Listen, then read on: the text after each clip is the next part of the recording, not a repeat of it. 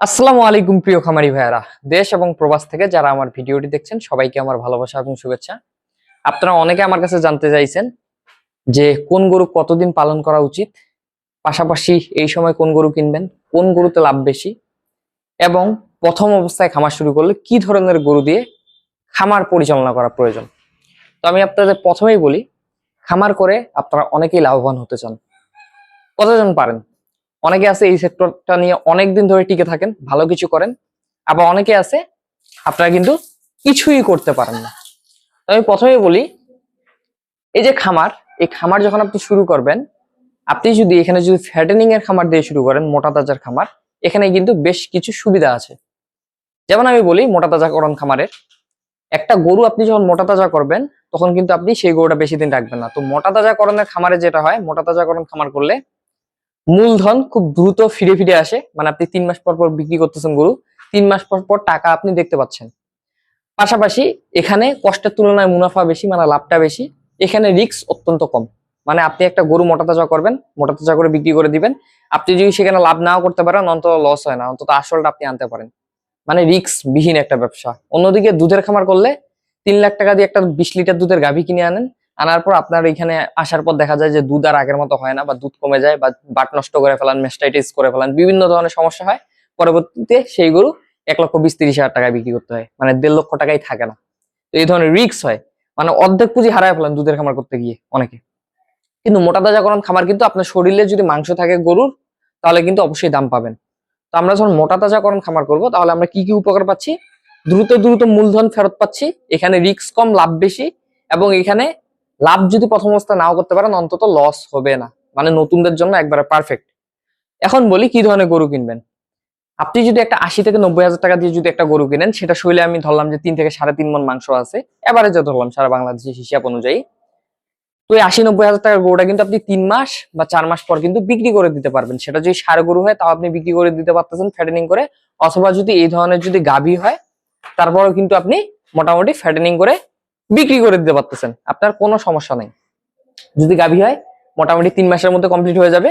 আর যদি ষাঁড় গরু হয়, হয়তো আপনার ইচ্ছে হলে আপনি 4 মাস রাখলেন বা 5 মাস রাখলেন, তারপর কিন্তু কোনো সমস্যা নেই।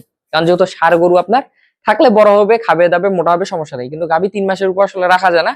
কিন্তু আমি ধরে নিলাম আপনি ষাঁড় বা গাভী যেটাই নিছেন, সর্বোচ্চ 3 মাস রাখলেই কিন্তু আপনি গরুটা বিক্রয়ের উপযুক্ত করে ফেলতে পারবেন।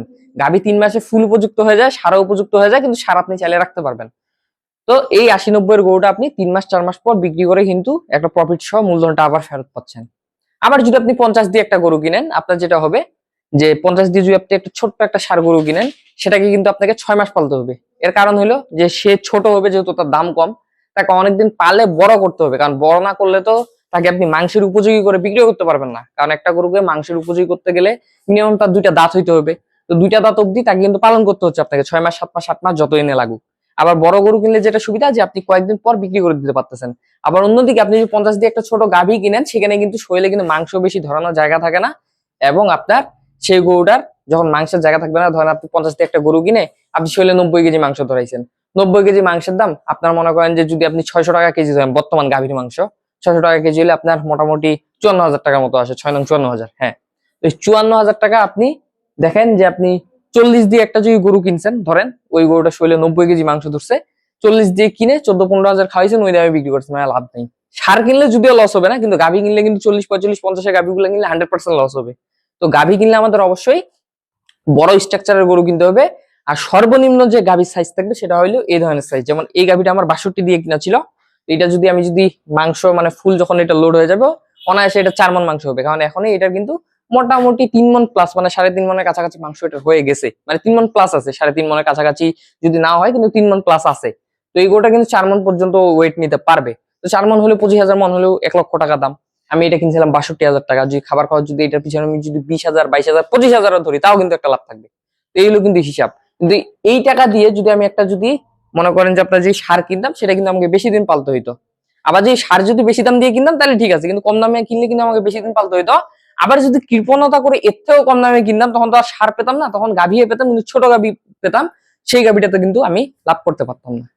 তো এই হলো গরু কেনার বৃত্তান্তটা, যে আমাদের গরু কিনতে হবে একটু বড় বড় দেখে, সেটা সার কিনে গাভী কিনি। যদি বাজেট আমাদের 60-70 হয় তাহলে গাভী কিনবো, বাজেট যদি 80-90-100 হয় তাহলে আমরা সার কিনবো। কারণ সার গরু ফ্যাটেনিং এর প্রজেক্টটাতে একেবারে নিশ্চিত লাভ, কোনো লস নাই। কারণ সার গরু আপনি আপনার ইচ্ছা মতো যখন দাম উঠবে তখন বিক্রি করবেন, নাহলে ফেলে রেখে দিবেন খামারে, সে খাবে দাবে বড় হবে, কোনো সমস্যা নেই। কিন্তু গাভী কিন্তু 3 মাস পর আপনি বিক্রি করতে বাধ্য হবেন, বাধ্য হয়ে আপনাকে বিক্রি করতে হবে। যদিও আমি গাভীর প্রজেক্ট করতেছি তারপর এই কথাগুলো বলি, যেহেতু আমি মিশ্র প্রজেক্ট করি, গাভী সার সব ধরনের করি, কাজে এই অভিজ্ঞতাগুলো আমার মনে হয় আমার থেকে মোটামুটি ভালো আপনাদের ইউটিউবে অনেক কম মানুষই দিতে পারবে। কারণ ইউটিউবে দেখবেন যে যারা সারের প্রজেক্ট করে সার নিয়েই করে, যারা গাভী করে গাভী করে।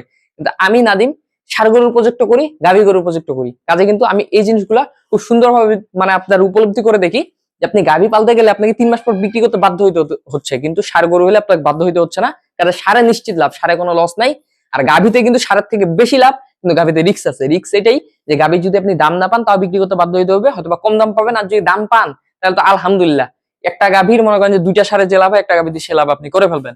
আবার অন্যদিকে সার যদি দেখেন, আপনার সার গরুতে আপনার লস হওয়ার কোনো সম্ভাবনা নাই, কিন্তু লাভটা গাভীর মতো এতটা হবে না, কিন্তু লাভ হবে নিশ্চিত। আর গাভী তো বলে দিলাম যে লাভ হলে একেবারে আপনার একেবারে মিটার 100-100 উঠে যাবে, আর যদি না হয় তাহলে একবারে নামে যাবে। মানে জিনিসটা হলো আপনার, এটা হলো অনেকটা আপনার লটারির মতো, যে কপালে থাকলে অনেক হবে, না হলে কম হবে। আর ষাঁড় গরু একটা স্বাভাবিক থাকে। এখন বলি কোন সময় গরু কিনবেন। আমরা সাধারণত যারা গরু পালন করি, কুরবানি কেন্দ্রিক গরু পালন করি, তো আমরা যখন গরু পালন করব, আমরা গরু কিনবো হলো এই সময়টাতে। আমি আপনাদের বলে দিই যে আমরা কুরবানিতে ধরেন একবার গরু বিক্রি করলাম, যারা সারা বছর এতদিন গরু পালছেন। এখন যারা গরু পালন করবেন, যেটা করবেন যে নতুন খামারে যারা আসবেন, কুরবানির জন্য একটা প্রজেক্ট যখন আপনারা গরু বিক্রি করেন, এই গরুগুলো কুরবানির 10 দিন আগে আপনারা সেল করে দিবেন। কেন বলছি 10 দিন আগে? অনেকে লোভে পরে শেষে যায় গরু বেচতে পারে না, পরে লস খেয়ে কান্নাকাটি করে। আমি যেটা করি, আমি আগেই গরু সেল দিয়ে দিই। তো আপনারা 10 দিন আগে গরুগুলো সেল দিয়ে দিবেন। 10 দিন আগে গরু সেল দেওয়ার পর আপনারা অদাঁত গরুগুলো হাট থেকে বেছে বেছে কিনবেন। কারণ কুরবানির মার্কেটে দাতাল ছাড়া গরু বিক্রি হয় না, অদাঁত ছোট গরুর চাহিদা থাকে না। কারণ ওই সময় মানুষ কুরবানির গরু খুঁজতে ব্যস্ত। তো এই অদাঁত গরুগুলো আপনি কিনে খামার ভর্তি করে রেখে দিবেন। এগুলো আবার কুরবানিটা যখন শেষ হয়ে যাবে, তার 15 দিন 20 দিন বা 1 মাস পর দেখবেন এই অদাঁত গরুগুলো প্রচুর চাহিদা। 1 মাস পালন করে, মানে কুরবানির 10 দিন আগে কিনে কুরবানির 20 দিন পর 1 মাস পালন করে এই গরুগুলো বিক্রি করে দিবেন। অনায়াসে একটা গরু থেকে আপনারা যদি 50-60-70-80-90 এই বাজেটের, যদি এত বাজেট লাগবে না, অদাঁত গরু আপনি 50-60-70 এর মধ্যেই পাবেন। তো 50-60-70 করে যদি গরুগুলা কিনেন, প্রত্যেকটা গরুতে আপনি খাবার দাবার খাওয়াও 5-7 হাজার করে লাভ করতে পারবেন অনায়াসে। 1 মাসে 5-7 হাজার টাকা একটা গরু থেকে কম না। তো এই গেল 1 মাস পর গরুটা বিক্রি করলেন, করার পর ওই 1 মাস পর দাতাল যে হাটে গরুগুলো পাওয়া যায়, যেগুলো কুরবানিতে বিক্রি হয় না, কুরবানিতে তো সব গরু আর বিক্রি হয়ে যায়নি, কিছু কিছু গরু থেকে যায়। তো এই গরুগুলা, দাতান গরুগুলা কিন্তু আপনারা কিনে নিবেন। কিনে নেওয়ার পর হবে কি, যে কুরবানির 1 মাস পর আপনি অদাঁত গরুগুলা, যেগুলো কুরবানির 10 দিন আগে কিনছিলেন, এগুলো বিক্রি করে দিচ্ছেন। দেওয়ার পর যখন আপনি দাতাল গরুগুলা কিনবেন, এগুলা মোটামুটি আপনার একটু ক্রস দেখে কিনবেন, অথবা শাহিওয়াল দেখে কিনবেন, দেশি কিনবেন না। ক্রস হলে সব থেকে বেশি ভালো হয়। এই গরুগুলো কিনে আপনার মোটামুটি 3টা মাস 4টা মাস পালন করে, 3 মাসের মধ্যে যদি ভালো দাম পান 3 মাস পর, নাহলে 4টা মাস পালন করে গরুগুলো আপনারা সেল দিয়ে দিবেন। সেল দিয়ে দিলে হচ্ছে কি, যে কুরবানির 3 মাস 4 মাস পর মোটামুটি আপনি তো কুরবানির 20 দিন বা 1 মাস পর তো একটা প্রজেক্ট বিক্রি করলেনই, আরো যদি 3 মাস পর বিক্রি করেন, মোট 4 মাস হচ্ছে। তো এই 4 মাস পর কিন্তু মোটামুটি মাংসের একটা চাহিদা চলে আসবে। তো তখন যদি আপনারা গরুগুলো বিক্রি করেন, ক্রস গরু 3 মাসে ফ্যাটেনিং হয়ে যাবে, তখন কিন্তু ভালো একটা বেনিফিট বা প্রফিট ওইখান থেকে আপনারা পাবেন। তো এই গেল কুরবানির পর 4 মাস। 8 থেকে 8 মাস, মানে 8 মাস পর আবার কুরবানি। এই 4 মাসের মধ্যে যেটা করবেন সেটা হলো যে আরেকবার আপনারা গরু কিনবেন, ওই একই নিয়মে ক্রস গরু কিনবেন। মানে কুরবানির পর আপনার মানে প্রজেক্ট করবেন টোটাল কিন্তু 4টা, আমি বললাম ভালো করে মনে রাখবেন। কুরবানির 10 দিন আগে গরু কিনবেন, কিনে কুরবানির 20 দিন পর বিক্রি করবেন। 1 মাস পালন করে অদাঁত গরু। তারপর আবার আপনি দাতাল দেখে ক্রস গরু কিনবেন, 3 মাস পর বিক্রি করবেন। এই চলে গেল কুরবানির পর 4 মাস। তারপর আবার ওই ক্রস গরু কিনবেন, দেশি কেনার দরকার নেই। মানে কুরবানির পর প্রজেক্ট গুলোতে ক্রস কিনবেন। ক্রস কেনার পর আবার আপনারা সেগুলো 3 মাস বা 4 মাস পর শবে বরাত পাবেন, সেই শবে বরাতে গরুগুলো সেল দিয়ে দিবেন। তাহলে আপনার টোটাল 3টা প্রজেক্ট বিক্রি শেষ। কুরবানির 10 দিন আগে যেটা কিনছিলেন ওইটাও বিক্রি শেষ, তারপর যেটা কিনলেন ওটাও বিক্রি শেষ, তারপর যেটা কিনলেন সেটাও বিক্রি শেষ শবে বরাতে গিয়ে। 3টা প্রজেক্ট একেবারে শেষ। তারপর আপনারা যেটা করবেন, যে হাটে গিয়ে এইবার ক্রস গরু কিনে একেবারে টোটালি বাদ। দেখে দেখে দেশি, আপনার ছোট সাইজ, শিং ভালো, শাহিওয়াল, আপনারা মোটামুটি মাঝারি সাইজের গরুগুলা কেনার চেষ্টা করবেন। বড় গরু কেনার দরকার নেই, মাঝারি গরুগুলা কিনবেন। শাহিওয়াল হলে ভালো হয়, দেশি হলেও চলবে, ক্রসও রাখতে পারেন, কিন্তু দেশি আর শাহিওয়াল বেশি কেনার চেষ্টা করবেন। আর একটু দেখে দেখে কেনার চেষ্টা করবেন, যাতে শিং থাকে ভালো, এবং গরুগুলো অবশ্যই 2 দাঁতের হয়। 2 দাঁত না হলেও 1 মাস 2 মাস পর্যন্ত দাঁত হয়ে যায়, এই ধরনের দেখে দেখে বেছে বেছে কিনবেন।